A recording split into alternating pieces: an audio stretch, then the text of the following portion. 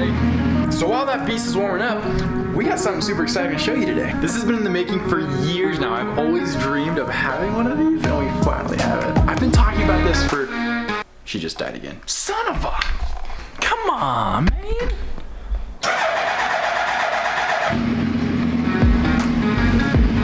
Nope, don't do it. Don't you do it. Come on. Yes. Stay down. You got it. You're doing great. All right. So, I have been talking about having one of these for years now. Let's just go show you.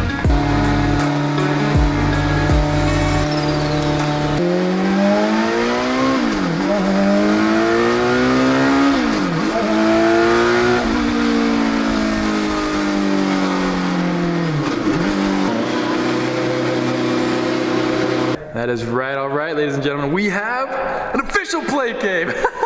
Look at this. Oh, look at that. That's nice and shiny. There's so much room for activities. Oh, I'm so excited. I'm so excited about this. It is so fun having the car actually in here now. I haven't seen it with a car in it.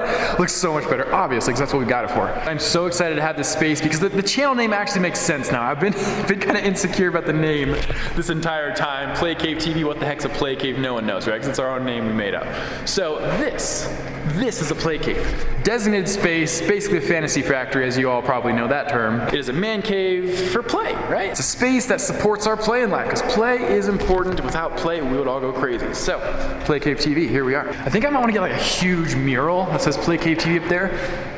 I don't know, we'll see. Time will tell with what we do with the rest of the space, but one thing at a time. First thing up, epoxying the floors. Let me show you the whole space real quick. So, obviously, got your John right there. This is like a little call booth they built out, the previous owners built out just to have calls in a quiet space, but I'm gonna change it into something I'm not really sure yet. Might expand the bathroom a bit, who knows. Obviously a whole section here for cars.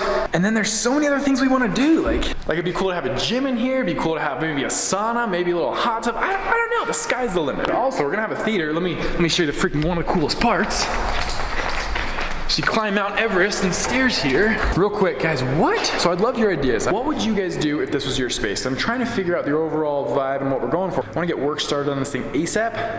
What would you do in this corner here? I'm trying to figure that out. Here and underneath the stairs, right below, okay? So that's just kind of like awkward empty space. You could do something with it. I'm just trying to figure out what. And then back here, again, not entirely sure because obviously plenty of car storage space here. Back there, I'm trying to think like maybe a little kitchenette area. I'd love to have a gathering space. You know, a place to have like family holidays here. You know, it'd be fun to wake up on Christmas morning and bring air mattresses here. Just wake up and open presents in a cool play cave. So for that, it'd be cool to have like a little kitchenette area back there. Maybe like a fun dining / hangout table there. What would you guys do though? Love to get any feedback and creative ideas you'd have with this space. Then, you got the whole second level loft area. We're gonna have office space here. One main reason I got this place. No, it's not, it's for the cars, let's be honest. Then, we're gonna have a little TV lounge area here. And I'm trying to figure out what to do. I think we're going to have a projector. We got the space for like a 120-inch screen, so you gotta utilize it, obviously. So on that wall, I'm gonna take off that TV mount, probably hang like a projector screen in front of this pipe. The pipe's a little awkward in this wall, but we'll figure it out. So we have a couch coming in a couple weeks. It's gonna go here. We have a big old L shape. It's gonna be super nice. Can't wait for that. Designated movie area. They'll have a couple desks over here, workspace, video game space, whatever the heck we're feeling. Right where these Bronco and Nissan GTR flags are. Speaking of Bronco, so I've actually got 2 Broncos on order apparently, and one set to be delivered here in about 3 weeks. I didn't know that until about a week ago, so long story, let me tell you. So I actually went into the dealership after wanting a Bronco for as long as I can remember now. I've been heavily considering it since the new one came out, and I didn't think I was actually getting one anytime soon because of all the delays that Ford's been having. I keep hearing these horror stories, like the wrong specs getting delivered to some people, or some people's orders being pushed out months and months and months, and it's just kind of been a nightmare fiasco with the whole COVID and supply chain issues going on in the world, so I kind of held off for a while. Long story short, my Honda Civic's going out. I need a new car here soon, so I was like, you know what, let's just go order a Ford Bronco officially, wait the year, I'll drive my Civic until then, and I'll get a Bronco in a year, and have my new car that I need, plus I get the Ford Bronco, check it off the bucket list item, and it's a win-win, right? So I went in, what was it, 2 weeks ago at this point, to officially order my official Bronco spec that I wanted. So I always thought I wanted the 2-door. Turns out I saw one in person. I want the 4-door. The 4-door's already a compact car. The 2-door's tiny. I don't know, I just like the 4-door better. So I went in a couple weeks ago, ordered a 4-door, spec'd out the way I want, decked it out pretty nice. Going with the Outer Banks option. It's a perfect hybrid for how I use the car. And as the salesman was coming back from his manager or whatever to finalize the order, he goes, "So you have a Bronco being delivered in like 4 weeks, dude." And I was like, "What? No, I don't." He's like, "Yeah, we've got it in our system. Like, you're getting a Bronco here in about a month." I was like, "How? What?" I just started laughing. I was like, "How? Why? Whose Bronco am I getting? What are you talking about?" And he goes, "You placed an order about a year ago, and it's your turn. Like, you're up." And I was like, "What?" And I totally had this minute of like, what is he? What? How? I'm like, what? So, long story short, I totally forgot about this, but I did go in a year prior. And I spec'd out a 2-door Bronco and kind of ordered it, but the girl that was helping me at that time said, "Give us a $2,500 deposit by the end of the week," I think it was, "and then your order will be official. If not, the order just cancels itself."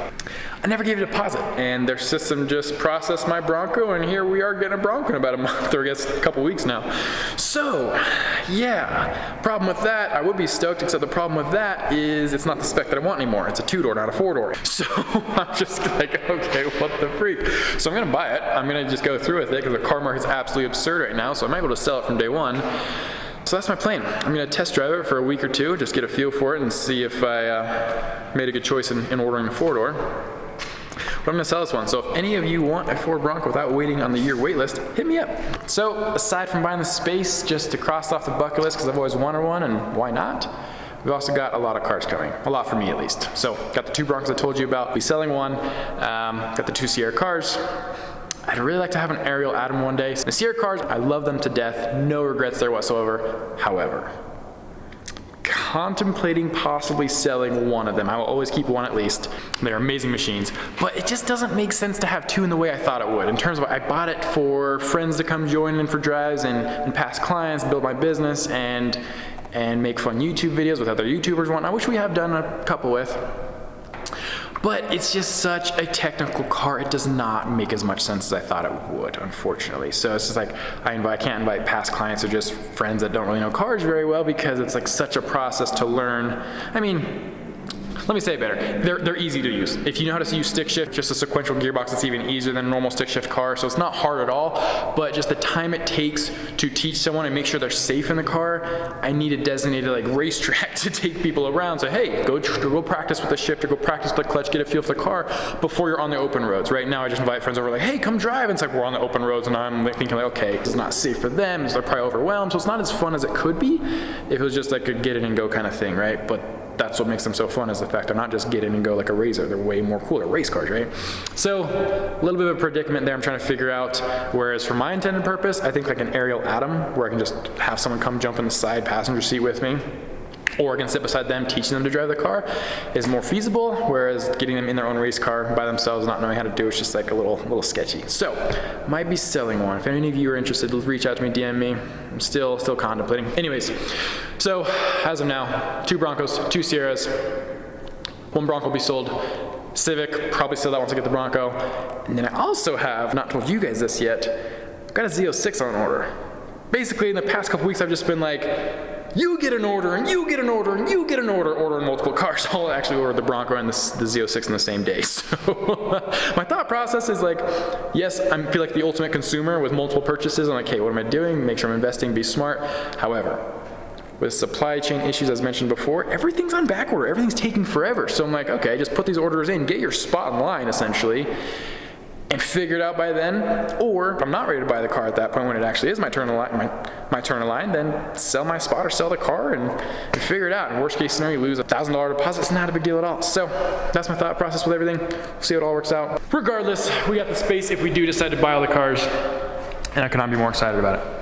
We obviously need to hear the car in the cave, turned on, let it rumble. But we'll open the garage so we don't get CO2 poisoning.